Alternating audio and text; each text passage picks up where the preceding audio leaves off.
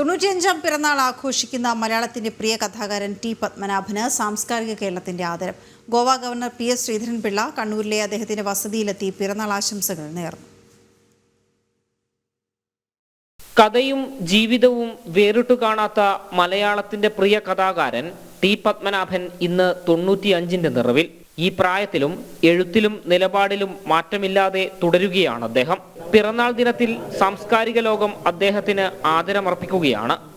Goa governor PS Sreedharan Pillai പുലർച്ചെ വീട്ടിലെത്തി അദ്ദേഹത്തിന് പിറന്നാൾ ആശംസകൾ നേർന്നു. ഏറെ നേരം കുശലം പറഞ്ഞ ശേഷമാണ് അദ്ദേഹം മടങ്ങിയത്.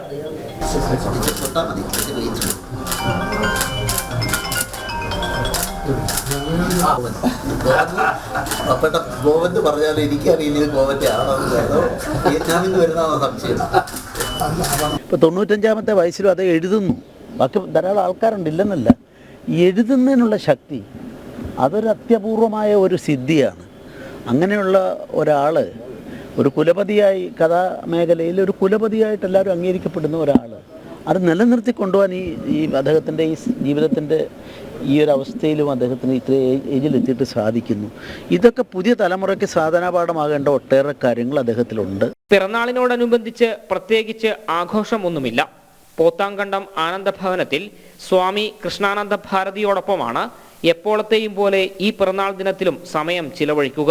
94 കഴിഞ്ഞ് 95 നാളെ 96ാം വയസ്സിലേക്ക് കടക്കും.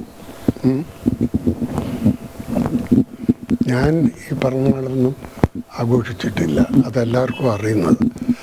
ഷഷ്ടിപൂർത്തിയില്ല, സപ്തതിയില്ല, അശീതിയില്ല, 1000 പൂർണ്ണയന്ത്രന്മാരെ കണ്ട് 84ാം വയസ്സുമില്ല, ഒന്നുമില്ല. ഒടുവിൽ സ്വാമിയാണ് എൻ്റെ 90ാം നവതി വയസ്സ് മുതൽക്ക് കൊണ്ടാടാൻ തുടങ്ങി. സ്വാമിയെ പണ്ടേ പരിചയമുണ്ട്. അപ്പോഴിപ്പോഴും സ്വാമി കൊണ്ടാടുന്നു, ഞാൻ പോകുന്നു, അത്രേ ഉള്ളൂ. ചെറുകഥയ്ക്ക് മലയാള സാഹിത്യത്തിൽ തൻ്റെതായ സ്ഥാനമുണ്ടാക്കിയ മലയാളത്തിന്റെ പ്രിയ കഥാകാരന് ജനം TV യുടെ പിറന്നാൾ ആശംസകൾ. ജനം, കണ്ണൂർ.